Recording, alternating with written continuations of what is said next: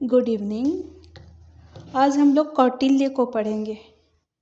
वैसे हम लोग वेस्टर्न थिंकर को पढ़ रहे थे, लेकिन आज इंडियन थिंकर भी वेस्टर्न और इंडियन साथ में लेकर चलेंगे। चूँकि हमारा पॉलिटिकल साइंस का सिलेबस बहुत बड़ा है, तो थोड़ा फास्ट हम लोग काम करेंगे। तो फास्ट काम करने के लिए हम कौटिल्य के बारे में पढ़ेंगे। सब मतलब इंडियन थिंकर को भी साथ में लेकर चल रहे हैं। वेस्टर्न थिंकर को तो हम लोग देख ही रहे थे, इंडियन थिंकर को भी देख लेते हैं।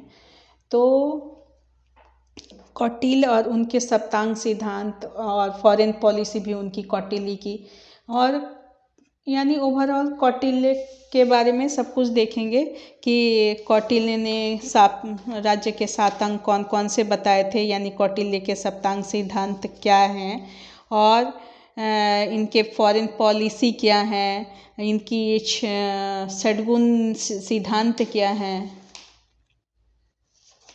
उन्होंने 4 उपाय कौन कौन से बताए हैं राज्य के लिए, और इनके प्रशासनिक विचार क्या हैं। इन सब चीज़ों के बारे में हम डिटेल्स में देखेंगे। थोड़ा ये चैप्टर बड़ा है, प्लेटो का भी और कौटिल्य का भी, यानी कुछ ऐसे थिंकर हैं जो वेस्टर्न थिंकर के भी कुछ बड़े चैप्टर में कुछ ज़्यादा पढ़ना है, और कुछ इंडियन थिंकर में भी किसी किसी में बहुत ज़्यादा पढ़ना है। जैसे कौटिल्य में भी हमें पढ़ना है ज़्यादा। तो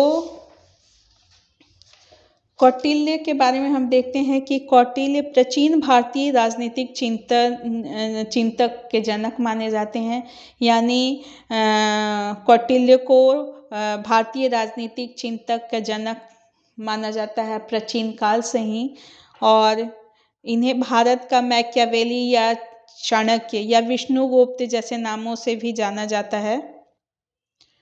कौटिल्य पहले ऐसे भारतीय राजनीतिक चिंतक हैं जिन्होंने सबसे पहले राज्य के बारे में क्रमबद्ध और विस्तृत दर्शन का प्रतिपादन अपने पुस्तक अर्थशास्त्र में किया था।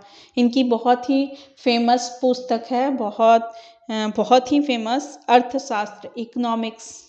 ये पॉलिटिक्स पर, बेसिकली इसका नाम इकोनॉमिक्स है, लेकिन ये पॉलिटिक्स पर लिखी गई ये किताब है।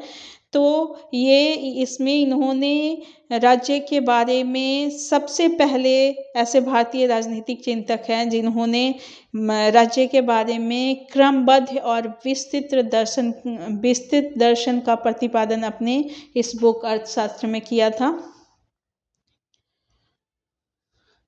ये तक्षशिला के ब्राह्मण कौटिल्य जो थे, वो पाटलिपुत्र के राजा नंद ने इन्हें अपमानित किया था, और कौटिल्य की शिक्षा दीक्षा की प्रसिद्धि नालंदा विश्वविद्यालय में हुई थी।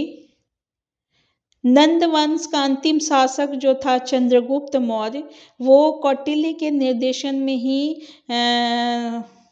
राजा घनानंद, नंद वंश का जो घनानंद राजा थे, उनको पराजित करके, जो नंद वंश के अंतिम शासक थे उनको पराजित करके और चंद्रगुप्त मौर्य राजा बने। ये कौटिल्य के निर्देशन में ही संभव हुआ। अब ये जो कौटिल्य अपनी पुस्तक अर्थशास्त्र लिखे हैं, उसमें ये 15 अधिकरण, 150 अध्याय और 180 प्रकरण लिखे हुए हैं। मतलब इनके पुस्तक अर्थशास्त्र में 15 अधिकरण है, 150 अध्याय है और 180 प्रकरण है। ये एग्ज़ाम में पूछता है, जो एनटीए एग्ज़ाम कंडक्ट करवाता है, नेट, जेआरएफ नेट और पीएचडी का, उसमें ये इस तरह के क्वेश्चन पूछते हैं। तो आप ये ज़रूर देख लेना कि अर्थशास्त्र में 15 अधिकरण, 150 अध्याय और 180 प्रकरण थे।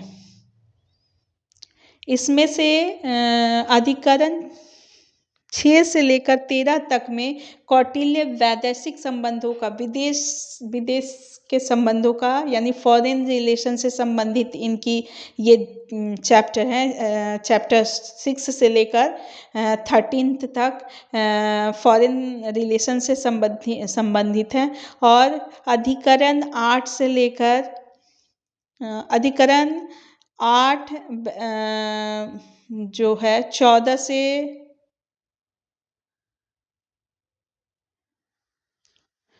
अधिकरण 14 और 15 है जो, वो अन्य विषयों से संबंधित है। अधिकरण 6 से लेकर 13 तक क्या है, इसमें फॉरेन रिलेशन से संबंधित है, और 14 और 15 अन्य विषय से संबंधित है।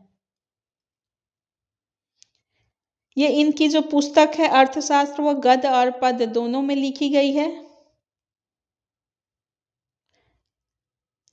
मैंने जैसा कि बताया कि ये अर्थशास्त्र केवल नाम है इसका, लेकिन ये राजतंत्र पर लिखी गई ये एक ग्रंथ या रचना है।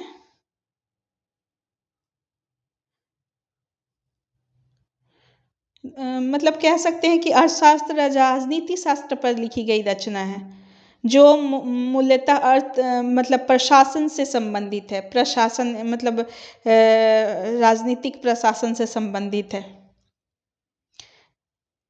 इसमें प्लेटो के 7वें अध्याय में, अर्थशास्त्र के 6ठे अध्याय में, सॉरी 6ठे अध्याय में सप्तांग सिद्धांत है, और 7वें में षड्गुण व्यवस्था के बारे में जिक्र किया है।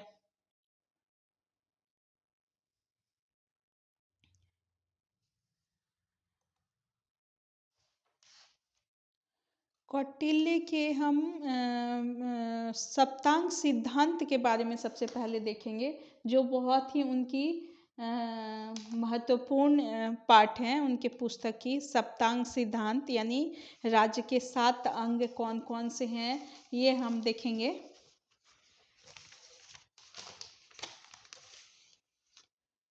तो कौटिल्य अपनी पुस्तक अर्थशास्त्र में राज्य के 7 अंग बताए हैं। यहाँ 7 अंग को हम देखेंगे कि कौटिल्य भारतीय रंगमंच पर ऐसे विचारक थे जिन्होंने पूर्ण रूप से राज्य को परिभाषित किया। मनु की तरह कौटिल्य राज्य के 7 अंग अथवा सप्तांग सिद्धांत मानते थे।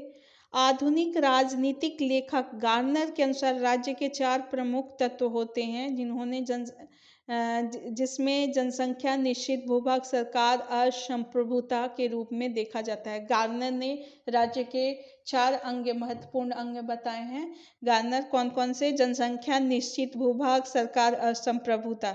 किंतु कौटिल्य ने राज्य के इन तत्वों की संख्या अर्थशास्त्र में 7 बताई है। यहाँ आधुनिक में देखते हैं कि गार्नर राज्य के 4 तत्व बताते हैं और कौटिल्य 7 बताते हैं। गार्नर ने कौन कौन सा बताया है? जनसंख्या, निश्चित भूभाग, सरकार और संप्रभुता। जबकि कौटिल्य 7 अंग बताते हैं, जिसका जिक्र उन्होंने अर्थशास्त्र में किया था और जिसको सप्तांग सिद्धांत कहा जाता है। वो कौटिल्य ने अपनी पुस्तक अर्थशास्त्र में इसका जिक्र किया था कि राज्य के 7 तत्व होते हैं: स्वामी, आमत्य, जनपद, दुर्ग, कोष, दंड एवं मित्र। कौन कौन से होते हैं? स्वामी यानी राजा, आमत्य यानी मंत्री, आमत्य मंत्री कह सकते हैं, कोष, दंड, दुर्ग, जनपद और मित्र। ये 7 तत्व बताया है कौटिल्य ने। कौटिल्य ने स्वामी और राजा में अनेक गुणों का, पहला जो तत्व है राजा यानी किंग या स्वामी, तो कौटिल्य ने स्वामी या राजा में अनेक गुण का होना आवश्यक बताया है। उनके अनुसार राजा की नीतियाँ उनके चारित्रिक गुण पर निर्भर करती है। यद्यपि कौटिल्य गणतंत्रात्मक शासन व्यवस्था से परिचित था, फिर भी वह राजतंत्रात्मक शासन प्रणाली का ही प्रबल समर्थक था। कौटिल्य के राज्य में राजा ही शासन की धुरी होता था, अतः कौटिल्य राजा के योग्यताओं और आवश्यकताओं, गुणों और नीतियों और कार्यों का विस्तृत रूप से प्रकाश डाला है। मतलब उनके नीति कार्य के बारे में विस्तृत रूप से प्रकाश डाला है कौटिल्य ने।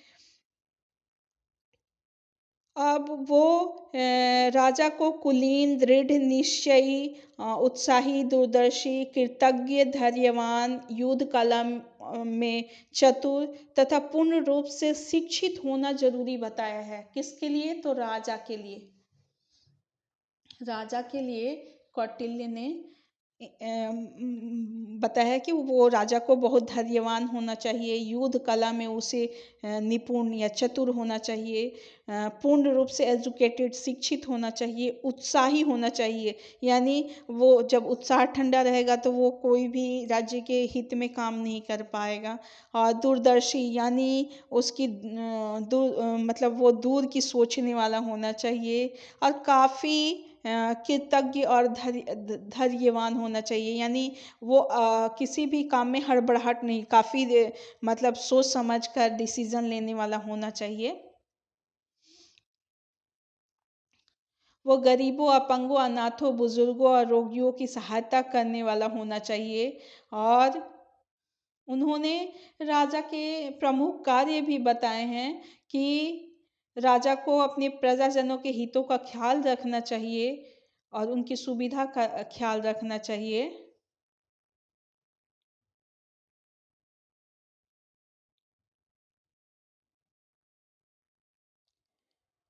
राजा को अन्य राज्यों के क्रियाकलापों पर तीक्ष्ण दृष्टि रखनी चाहिए, मतलब अपने प्रजा पर ध्यान रखने के साथ साथ दूसरे राज्यों पर और उनके राजाओं के क्रियाकलापों पर ध्यान रखना चाहिए, ताकि कभी राज्य पर संकट ना आए, कभी मतलब वो राज्य पर अचानक से मतलब आक्रमण न कर दे। इसके लिए उन पर निगाह मतलब नज़र बनाई रखनी चाहिए राजा को। अब कौटिल्य हैं, कौटिल्य ही राजा को इतना सर्वोत्तम स्थान प्रदान किया है कि मतलब महान टाइप से राजा को बना दिया है। और लेकिन साथ ही कहा है कि राजा के पास अपनी व्यक्तिगत संपत्ति नहीं होनी चाहिए।